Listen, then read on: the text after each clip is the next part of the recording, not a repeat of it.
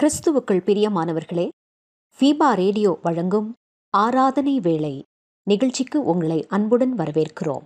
தேவன் ஆவியாய் இருக்கிறார்.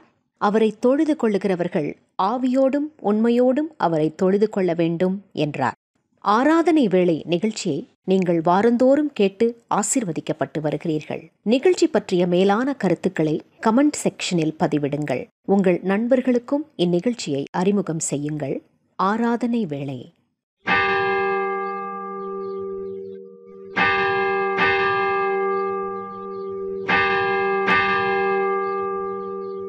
ஆராதனை வேளை. நம்முடைய துவக்கம் பிதா குமாரின் பரிசுத்த ஆவியின் திருப்பெயரிலே. ஆமென். அன்புக்குரியவர்களே, ஃபீபா ரேடியோ தயாரித்து ஒளிபரப்பும் ஆராதனை வேளை நிகழ்வுக்கு நேர்களாக்கி உங்களை அன்போடு கூட நாங்கள் வாழ்த்தி வரவேற்கின்றோம். கர்த்ததாமே நம்மையும் நாம் பிரவேசித்திருக்கின்ற புதிய மாதத்தையும் அளவில்லாமல் ஆசீர்வதிப்பாராக. ஆண்டவரை நோக்கி நாம் மன்றாடுவோம். இரக்கங்களின் பிதாவே, எல்லா ஆசீர்வாதங்களுக்கும் ஊற்று தர்மியான கால வேளைக்காக நன்றி செலுத்துகின்றோம். 2 மாதங்களை கழிக்கவும் உம்முடைய கிருபையினாலே 3வது மாதத்திற்குள்ளாக நாங்கள் பிரவேசிக்கவும், இந்த காலங்களிலே கர்த்தாவே ஒவ்வொரு நாளும் உம்முடைய வார்த்தைகளை தியானித்து செபித்து உபவாசித்து ஆவிக்குரிய காரியங்களை செய்யும்படியாக அருளை தருகின்றீரே, அதற்காக நன்றிகளை சொல்லுகின்றோம். இப்பொழுதுமாக இந்த ஆராதனை வேளை நிகழ்விலே இணைந்திருக்கின்ற உம்முடைய பிள்ளைகளை நீர் கண்ணோக்கி அருள வேண்டும் என்று சொல்லி நாங்கள் பிரார்த்தனை செய்கின்றோம். எந்த இடத்திலே எந்த நிலையிலே அவர்கள் இருந்தாலும் கர்த்தாவே உம்முடைய வார்த்தைகள் அவர்களோடு கூட பேசட்டும். நிகழ்ச்சியின் முடிவிலே அவர்களுக்குள்ளாக ஒரு பெரிய மாறுதல் ஏற்படட்டும். அற்புதங்கள் நடைபெறட்டும். ஆசீர்வாதங்கள் அவர்கள் பெற்றுக்கொண்டு உமக்கு சாட்சி பகிர நீர் அருள் தர வேண்டும் என்று சொல்லி நாங்கள் மன்றாடுகின்றோம். பரிசுத்த அலங்காரத்துடனே கர்த்தரை தொழுது கொள்ளுங்கள் என்ற வேத வாக்கின்படியே நாங்கள் உம்மை ஆராதித்து உம்மை துதித்து பாடி உம்முடைய வசனங்களை பெற்றுக்கொண்டு ஆசீர்வாதமாக இருக்க அருள் செய்ய வேண்டும் என்று மீட்பர் இயேசு என்ற திருநாமத்திலே வேண்டி நிற்கின்றோம் பிதாவே. ஆமென். தேவனுடைய நாமத்தை புகழ்ந்து பாடும் வண்ணமாக கிறிஸ்து சபை பாமாலைகளிலே ஆத்மமே உன் ஆண்டவரின் என்ற பாடலை நாம் இணைந்து பாடுவோமாக.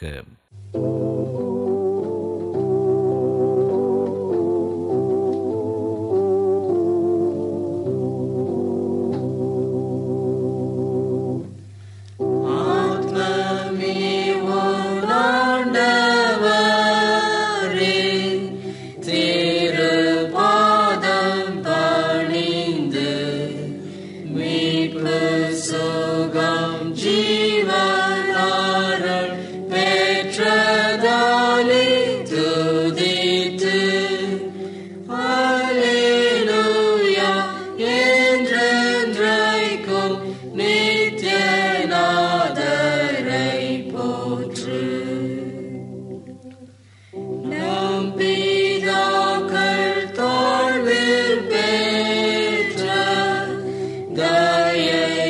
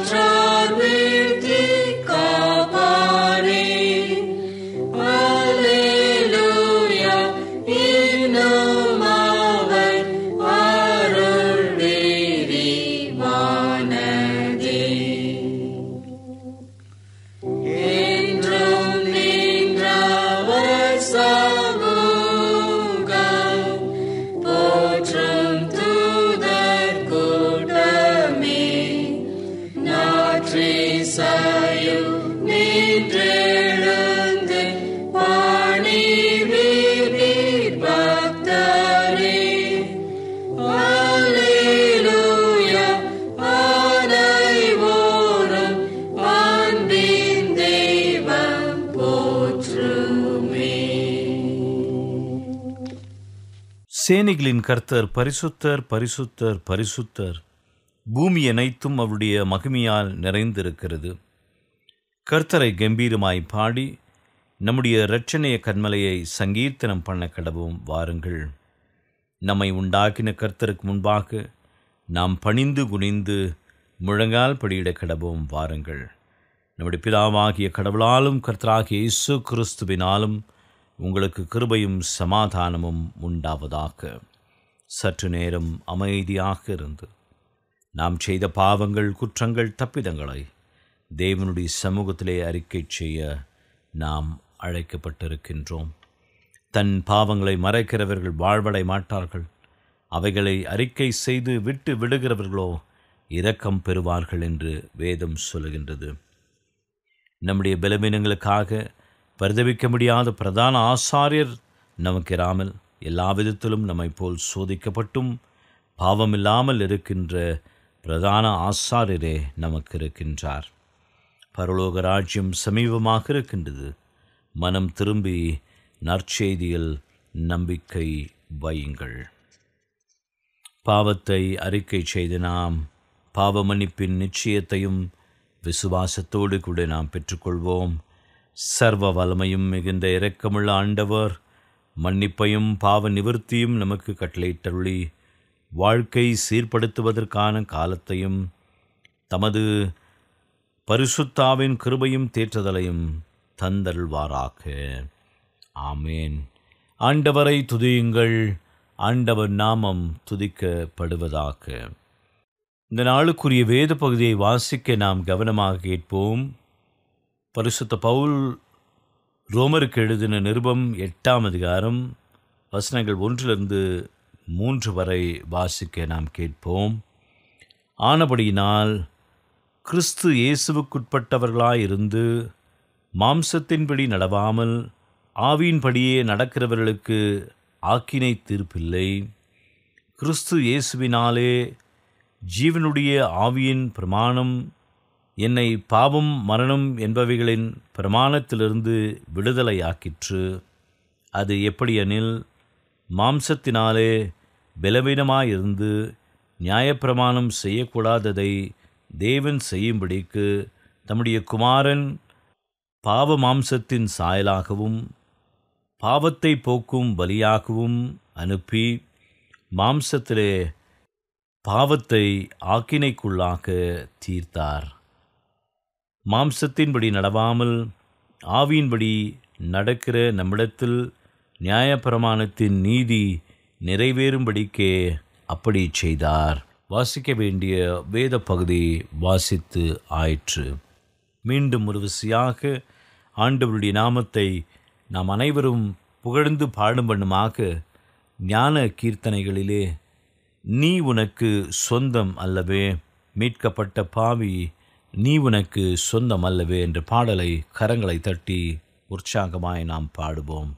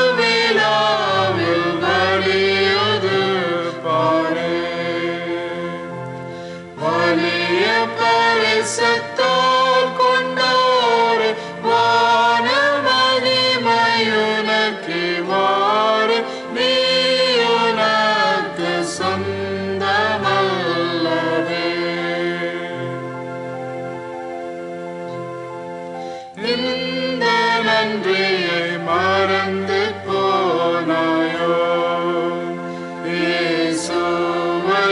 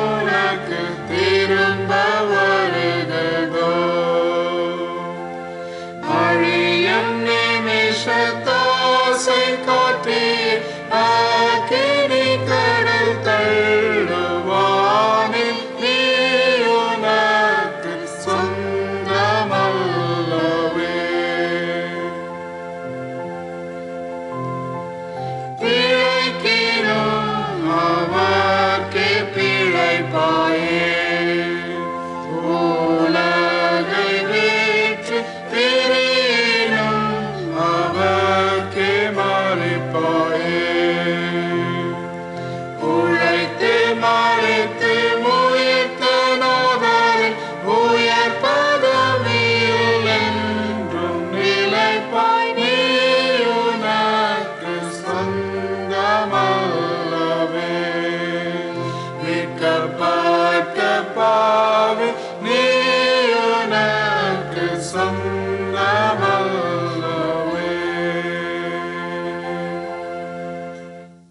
எனக்கு அருமையான தேவனுடைய ஜனமே, இந்த நாளிலே ஆண்டவருடைய செய்தியை நம்மோடு கூட பகிர்ந்து கொள்ளும்படியாக வந்திருப்பவர் அருட்திரு டாக்டர் பால் பிரபாகரன் ஐயா அவர்கள். ரெவரண்ட் டாக்டர் பால் பிரபாகரன் ஐயா அவர்கள் மேட்டூர் அணை பகுதியிலே ஆண்டவருடைய ஊழியத்தை செய்து வருகின்றார். அவர்கள் கிறிஸ்தவ வாழ்வில் வளர்ச்சியில் சோதனைகள் அவசியமானவைகள் என்கின்ற தலைப்பிலே ஆண்டவருடைய செய்தியை நம்மோடு கூட பகிர்ந்து கொள்ளுகின்றார்கள். ஜெபத்தோடு கூட நாம் ஆண்டவருடைய செய்தியை கேட்போமாக. கிறிஸ்துவுக்குள் மிகவும் பிரியமான ஃபீபா நேயர்களே, ஆண்டவராகிய இயேசு கிறிஸ்துவின் பரிசுத்த நாமத்தில் இந்த ஆராதனை வேலை நிகழ்ச்சிக்கு உங்களை மிகவும் அன்போடு கூட வரவேற்கிறேன்.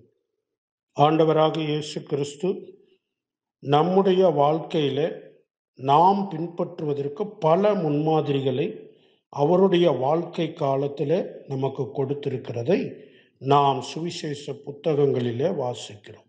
பிரியமானவர்களே, நாம் இப்போது வசந்த காலம் என்று சொல்லப்படுகிற லெந்து காலங்களிலே நாம் நுழைகிறபடியால் இந்த நாட்களிலே பொதுவாக நாம் ஆண்டவராகிய இயேசு கிறிஸ்து தம்முடைய ஊழியத்தின் ஆரம்பத்திலே 40 நாட்கள் உபவாசித்து ஜெபத்திலே தரித்திருந்து பிதாவோடு உறவாடிய பின்னர் அவர் ஊழியத்தை ஆரம்பித்தார் என்பதை நாம் மத்தேயு 4ஆம் அதிகாரத்திலும் லூக்கா 4ஆம் அதிகாரத்திலும் வாசிக்கிறோம்.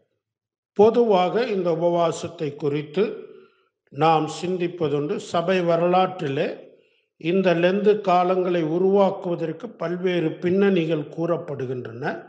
ஆனால் நாம் ஆண்டவராகிய இயேசு கிறிஸ்து காண்பித்த அந்த முன்மாதிரியை நாம் எடுத்துக்கொண்டு நம்முடைய வாழ்க்கையிலும் கூட பரிசுத்த ஆவியானவராலே நாம் நடத்தப்படுவதற்கு நம்ம ஒப்பு கொடுக்க வேண்டும். நாம் மத்தேயு 4:1 பிசாசினால் சோதிக்கப்படுவதற்கு ஆவியானவராலே வனாந்தரத்திற்கு இயேசு கொண்டு போகப்பட்டார் என்று நாம் வாசிக்கிறோம். ஆண்டவராகிய இயேசு கிறிஸ்துவை யார் கொண்டு போனது? பரிசுத்த ஆவியானவர். எதற்காக? பிசாசினால் சோதிக்கப்படுவதற்கு. அப்படியானால் மனிதனாக இந்த பூமிக்கு வந்த ஆண்டவராகிய இயேசு கிறிஸ்து பிசாசினால் சோதிக்கப்பட்டு அந்த சோதனையிலே அவர் தேர்ச்சி பெறுவது அல்லது பரீட்சையிலே பாஸ் ஆவது போல இந்த சோதனையிலே அவர் தேர்ச்சி அடைவது அல்லது பிசாசின் கிரியைகள் திட்டங்களை வெற்றி பெறுவது தேவனுடைய நோக்கமாய் இருக்கிறது. பிரியமானவர்களே, நம்முடைய வாழ்க்கையில எந்த நெருக்கடி வந்தாலும் எந்த போராட்டம் வந்தாலும் உடனடியாக நாம் பிசாசை குற்றம் சொல்லுகிறவர்களாய் இருக்கிறோம். எதற்கெடுத்தாலும் பிசாசு, பொல்லாத ஆவி என்று சொல்லுகிற அந்த தவறான பழக்கத்திலே இருந்து நாம் விடுதலை பெற வேண்டும். யோபுவுடைய வாழ்க்கையில வாசிக்கிறோம். யோபுவை சுற்றிலும் கர்த்தர் வேலி அடைத்திருந்தபடியினால் சாத்தானால் அவனுடைய எல்லைக்குள்ளே நுழைய முடியவில்லை. ஆண்டவராகிய இயேசு கிறிஸ்துவை ஏற்றுக்கொண்டு அவரை விசுவாசித்து அவருடைய வழியிலே நடக்கிற ஒவ்வொரு தேவ பிள்ளைகளுக்கும் ஆண்டவராகிய இயேசு கிறிஸ்துவின் இரத்தத்துக்குள்ளே முழுமையான பாதுகாப்பு இருக்கிறது. ஆனால் சில சமயங்களில் நாம் பிசாசினால் சோதிக்கப்பட்டு அதிலே நாம் தேர்ச்சி அடைவதற்கு, தேர்ச்சியுள்ள விசுவாசிகளாக தேவ ஜனமாய் நாம் மாறுவதற்கு ஆண்டவர் நம்மை அப்படிப்பட்ட சோதனைகளின் ஊடாக அனுமதிக்கிறார் அல்லது நடத்துகிறார் என்று நாம் அறிகிறோம். ஆகவே சோதிக்கப்படுவது அவசியம். அப்போதுதான் நாம் தேறினவர்களாக நிற்க முடியும். பிரியமானவர்களே, பரிசுத்த ஆவியானவர் தாமே இயேசு கிறிஸ்துவை வனாந்திரத்திற்கு கொண்டு போனார். அப்படியானால் பரிசுத்த ஆவியானவர் உங்களுக்குள்ளே எனக்குள்ளே குடியிருக்கிறார் அல்லது வாசம் பண்ணுகிறார், நம்மோடு சேர்ந்து வாழ்கிறார். எப்போது நாம் அவருடைய துணையை நாடி பரிசுத்த ஆவியானவரே என்னை நிரப்பும், என்னை நடத்தும் என்று சொல்லி நாம் கேட்கும்போதுதான் அந்த மென்மையான மிருதுவான ஜென்டிலான பரிசுத்த ஆவியானவர் நம்மை நடத்துவார். யாரையும் ஆண்டவர் வலுக்கட்டாயமாக நடத்துவதில்லை. நம்ம எல்லாருக்கும் தெரிந்து கொள்ளுகிற ஒரு உரிமையை அல்லது முடிவெடுக்கிற ஒரு சுதந்திரத்தை ஆண்டவர் நம்ம எல்லாருக்கும் கொடுத்திருக்கிறார். ஆகவே நாம் முடிவெடுத்து ஆண்டவரோடு ஒத்துழைத்தால் மட்டுமே நாம் தேவனுடைய நாமத்திற்கு மகிமையாக நம்முடைய வாழ்க்கையிலே செயல்பட முடியும். நாம் எவ்வளவு பரிசுத்த ஆவியானவரோடு ஒத்துழைக்கிறோமோ அந்த அளவிற்குத்தான் நாம் தேவனுடைய விருப்பத்தை இந்த பூமியிலே நிறைவேற்ற முடியும். ரோமர் 8ஆம் அதிகாரம் 1ஆம் வசனத்திலே அப்போஸ்தலனாகிய பேதுரு பவுல் சொல்லுகிறார். என்ன சொல்லுகிறார்? எவர்கள் தேவனுடைய ஆவியினாலே நடத்தப்படுகிறார்களோ அவர்கள் தேவனுடைய புத்திரராய் இருக்கிறார்கள். ஆண்டவராகிய இயேசு கிறிஸ்து லூக்கா 24ஆம் அதிகாரத்தினுடைய 49வது வசனத்தில் என்ன சொல்லுகிறார்? உன்னதத்தில் இருந்து வரும் பலனால் நீங்கள் தரிப்பிக்கப்படும் வரைக்கும் எருசலேம் நகரத்திலே தரித்திருங்கள் அல்லது காத்திருங்கள். பரிசுத்த ஆவி உங்ககிட்ட வருவார், அது வரைக்கும் நீங்க காத்திருங்கன்னு சொல்றார். அப்ப பரிசுத்த ஆவியானவர் நம்முடைய வாழ்க்கையில வந்திருக்கிறாரா? அவர் தினமும் நம்மை நடத்துவதற்கு நாம் அவருக்கு விட்டு கொடுக்கிறோமா? அவர் நம்முடைய சோதனைகள், நாம் சோதனைகளின் ஊடாக கடந்து போகும்போது அதன் ஊடாக நம்மை நடத்துகிறார், நமக்கு உதவி செய்கிறார். பிரியமானவர்களே, ஆண்டவராகிய இயேசு கிறிஸ்து சோதிக்கப்படுவது அவசியமானால் நமக்கு எவ்வளவு அவசியமாய் இருக்கிறது. அப்போஸ்தலனாகிய பேதுரு 1 பேதுரு 1 அதிகாரத்திலே அழிந்து போகிற பொன் அக்கினியினால் சோதிக்கப்படுகிறது, அதை பார்க்கிலும் விலையேற பெற்றதாய் இருக்கிற நம்முடைய விசுவாசமும் சோதிக்கப்பட வேண்டும் என்று பேதுரு சொல்லுகிறார். பிரியமானவர்களே, நம்முடைய விசுவாசம் சோதிக்கப்பட வேண்டும். ஆண்டவராகிய இயேசு கிறிஸ்துடைய வருகையின் போது நம்முடைய நிலை நிற்கிற விசுவாசத்தை குறித்து அப்போஸ்தலனாகிய பவுல் எழுதுகிறார். அவர் வரும்போது பொன், வெள்ளி, இரும்பு அல்லது மற்ற உலோகங்கள், வைக்கோல், புல், மரம், இதெல்லாம் பலவிதமான பொருள்களை வச்சு கட்டப்பட்ட விசுவாசம் தேவனுடைய அக்கினியினால சோதிக்கப்படும் போது எதெல்லாம் அக்கினியில் அகப்பட்டு நிலை நிற்கிறதோ அதெல்லாம் தேர்ச்சி பெற்றது என்று பவுல் சொல்லுகிறார். பிரியமானவர்களே, நீங்களும் நானும் சோதிக்கப்படுவது அவசியம். ஒரு குழந்தை பள்ளிக்கூடம் படிக்கிறான், எல்கேஜிக்கு போகிறான். அவன் யூகேஜி போகணுன்னா எல்கேஜியில் அவங்க கற்றுக் கொடுத்ததை நல்லா கற்றுக்கொண்டான் என்பதை தேர்வு வைத்து அவங்களுக்கு, ஆசிரியர்களுக்கு பரவாயில்ல இவன் நல்லா படிச்சிருக்கிறான் திருப்தினா யூகேஜிக்கு அனுப்புவாங்க. யூகேஜியில் அவன் நல்லா படித்தானா 1ஆம் கிளாஸுக்கு அனுப்புவாங்க. 1ஆம் கிளாஸ் தேர்வில் அவன் தேர்ச்சி பெற்றால் 2ஆம் கிளாஸ் அனுப்புவாங்க. தேர்ச்சி வைத்து தான் ஒவ்வொன்றிலும் நாம் முன்னேற வேண்டும். ஆகவே நாம் வளருவதற்கு, நாம் முன்னேற்றம் அடைவதற்கு, நாம் தேவனோடு நெருங்குவதற்கு நம்முடைய வாழ்க்கையில் சோதனைகள் அவசியமாய் இருக்கிறது. ஆகவே தேவகுமாரனாய் இருந்த ஆண்டவராகிய இயேசு கிறிஸ்துவுக்கே சோதனை அவசியமானால் உங்களுக்கும் எனக்கும் எவ்வளவு அவசியமாகவே சோதனைகளை குறித்து தேவனுக்கு விரோதமாக முறுமுறுக்காதீங்க, தேவனை திட்டாதீங்க, உங்கள் சூழ்நிலைகளை சபிக்காதீங்க, உங்களை சுற்றி இருக்கிற குடும்பத்தின் மக்கள் நண்பர்கள் மேலே கோபம் கொள்ளாதிருங்க. சோதனைகள் வரும்போது ஆண்டவரே இதை எதற்காக நீங்கள் அனுமதித்திருக்கிறீங்கன்னு ஆண்டவரிடத்தில் நம்ம கேட்டு அந்த சோதனையிலே நாம் தேர்ச்சி அடைவது அவசியம். வசனங்களின் ஊடாக கர்த்தருடைய வார்த்தைக்கு உள்ளாக நாம் மூழ்கி அந்த வார்த்தையிலே நிலைத்திருப்பது மிக மிக அவசியம். தேவனுடைய வார்த்தை தான் நம்மை தேர்ச்சி அடைய செய்கிறது. பரிசுத்த ஆவியானவர் தாம் நம்மோடு கூட இருந்து நமக்கு வருகிற சோதனைகள், போராட்டங்கள், நெருக்கங்களிலே நம்மை வெற்றிக்குள்ளே நடத்துகிறார்.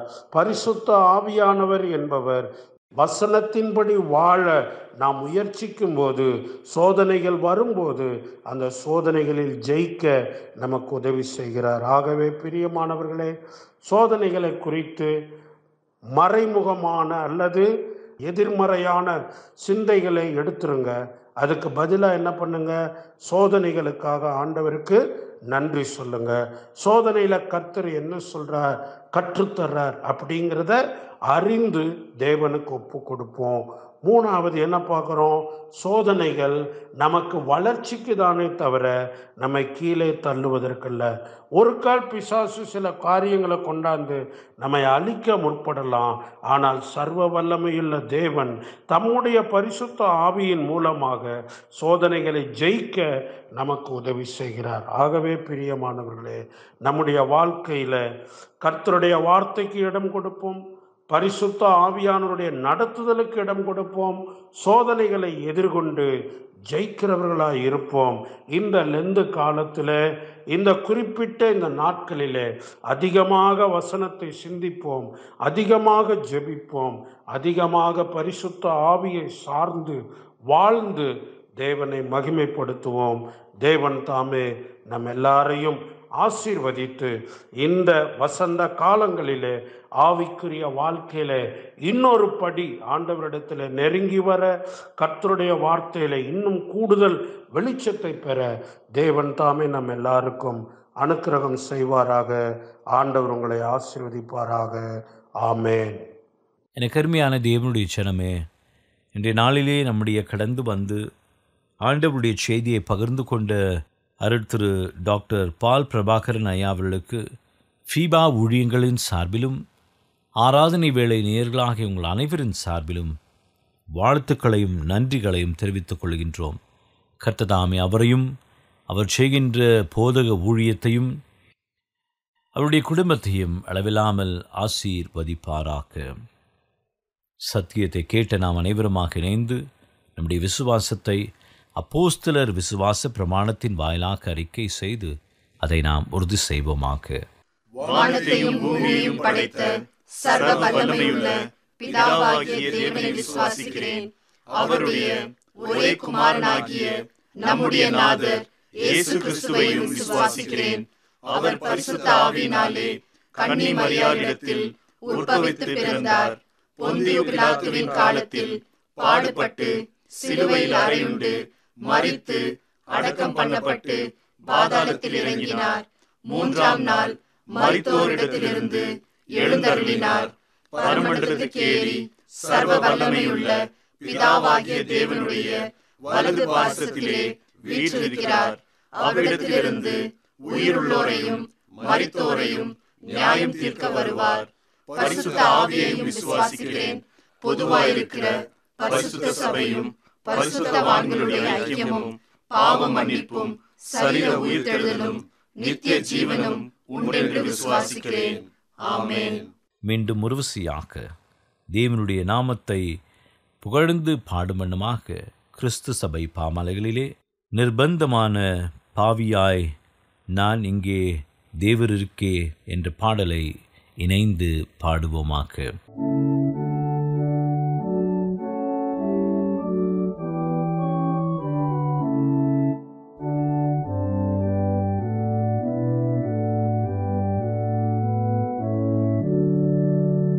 Nirbana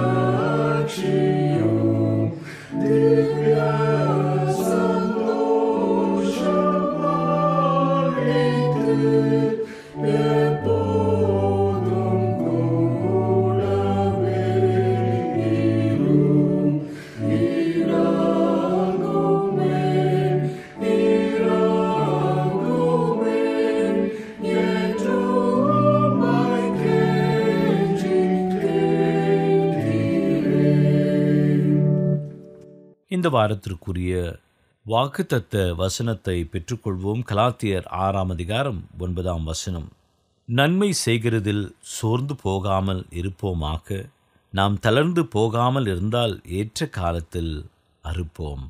ஆண்டவரை நோக்கி மன்றாடுவோம். எங்களை நேசிக்கிற எங்கள் அன்பின் ஆண்டவரே, இந்த அருமையான காலை வேளைக்காக நன்றி செலுத்துகின்றோம். 3ஆம் மாதத்தினுடைய முதலாவது ஓய்வு நாளிலும் இந்த லெந்து காலங்களிலும் ஆண்டவரே, நாங்கள் உம்மை அதிகமாய் ஆராய்ந்து அறிந்து கொள்ள எங்களுக்கு நீர் கிருபைகளை தாரும். ஆம் கர்த்தாவே, இந்த ஆவிக்குரிய வசந்த காலத்திலே எங்களை சீர்தூக்கி பார்க்கவும், எங்கள் வாழ்க்கையை சீர்தூக்கி பார்க்கவும், ஆவிக்குரிய காரியத்திலே நாங்கள் எங்கே நிற்கின்றோம், எவ்வளவு அருகாமை நிற்கின்றோம் என்பதை புரிந்து கொள்ள எங்களுக்கு நீர் அருளை தாரும். கேட்ட சத்தியத்தின்படி கிறிஸ்தவ வாழ்வில் வளர்ச்சியில் சோதனைகள் அவசியமானவைகள். அந்த சோதனையின் வாயிலாக அந்த சோதனையை மேற்கொள்கின்ற பொழுது நாங்கள் உமக்கு சாட்சியாக இருக்கின்றோம். பரிசுத்த ஆவியினுடைய பலத்தினாலே ஆண்டவரே, எல்லா விதமான சோதனைகளை நாங்கள் மேற்கொள்ள எங்களுக்கு நீர் உதவி செய்தருள வேண்டும் என்று சொல்லி நாங்கள் மன்றாடுகின்றோம். இதை கேட்டுக்கொண்டிருக்கின்ற நமது பிள்ளைகள் அனைவரையும் நீர் ஆசீர்வதிக்கும்படியாக செபிக்கின்றோம். அவர்கள் வாழ்விலும் சந்திக்கின்ற எல்லா சோதனைகளிலும் சவால்களிலும் கர்த்தாவே, அவைகளை மேற்கொள்ளவும், அவைகளின் வாயிலாக அவர்கள் பலத்தை பெறவும், மோடுக்குள்ளே நெருங்கி ஜீவிக்கவும் அருள் கூற வேண்டும் என்று சொல்லி மன்றாடுகின்றோம். தங்களுக்காகவும், தங்கள் குடும்பங்களுக்காகவும், தங்கள் பிள்ளைகளுக்காகவும், தங்களுடைய சுகவீனங்களுக்காகவும் மன்றாடி கொண்டிருக்கின்ற அது பிள்ளைகளை கண்ணோக்கி பாரும். நாங்கள் வெளியரங்கமாய் பார்க்கின்றோம், கர்த்தர் உள்ளத்தை பார்க்கின்றேன். என்ன தேவையாக இருந்தாலும் கர்த்தர் பூர்த்தி செய்யும்படியாக நாங்கள் செபிக்கின்றோம். கேளுங்கள், உங்கள் சந்தோஷம் நிறைவாயிருக்கும்படி பெற்றுக்கொள்வீர்கள் என்ற நம்முடைய வேத வாக்கின்படியே ஆண்டவரே, பாரத்தோடு விசுவாசத்தோடு கண்ணீரோடு கேட்டுக்கொண்டிருக்கின்றது பிள்ளைகளுடைய வாழ்விலே ஒரு பெரிய மாற்றத்தை உருவாக்கும். நிகழ்ச்சியின் முடிவிலே அவர்களுக்குள்ளாக ஒரு மாற்றம் தோன்றட்டும், சமாதானம் ஏற்படட்டும், ஆண்டவரை மகிழ்ச்சி ஏற்படட்டும். ஆண்டவருடைய நாமத்தை அவர்கள் மகிமைப்படுத்தட்டும், சாட்சி பகரட்டும். எல்லாவற்றிலும் நாங்கள் உண்மையே சார்ந்து உடைய கரத்திலிருந்து பலனை பெற்றுக்கொண்டு ஆண்டவரை நீர் மேற்கொண்டது போலவே நாங்களும் சோதனைகளை மேற்கொண்டு வெற்றி சிறக்க எங்களுக்கு அருளையும் கிருபையும் தந்தள்ள வேண்டும் என்று மீட்பர் இயேசு என்ற திருநாமத்திலே வேண்டி நிற்கின்றோம் பிதாவே, ஆமென். ஆண்டவர் நமக்கு சொல்லித்தந்த கர்த்தருடைய ஜெபத்தை ஒன்றாக நாம் ஏறெடுப்போம். பரமண்டலங்களில் இருக்கிற எங்கள் பிதாவே, உம்முடைய நாமம் பரிசுத்தப்படுவதாக, உம்முடைய ராஜ்யம் வருவதாக, உம்முடைய சித்தம் பரமண்டலங்களில் செய்யப்படுகிறது போல பூமியிலேயும் செய்யப்படுவதாக. அன்றுள்ள அப்பத்தை இன்று தாரும். எங்களுக்கு விரோதமாய் குற்றம் செய்கிறவர்களுக்கு நாங்கள் மன்னிக்கிறது போல எங்கள் குற்றங்களை எங்களுக்கு மன்னியும். எங்களை சோதனைக்குள் பிரவேசிக்க பண்ணாமல் தீமையிலிருந்து எங்களை ரட்சித்துக் கொள்ளும். ராஜ்யமும் வல்லமையும் மகிமையும் என்றென்றைக்கும் உடையவைகளே, ஆமென். ஆண்டவரின் ஆசீர்வாதத்தை இப்பொழுது நாம் பெற்றுக்கொள்வோம்.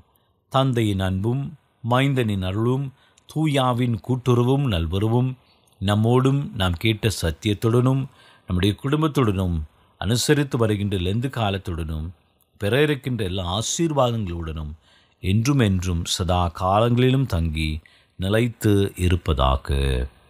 ஆமென்.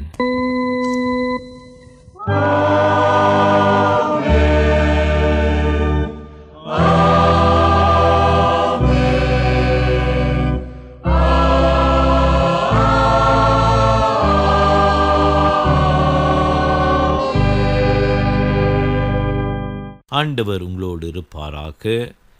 சமாதானத்துடன் சென்று வாருங்கள்.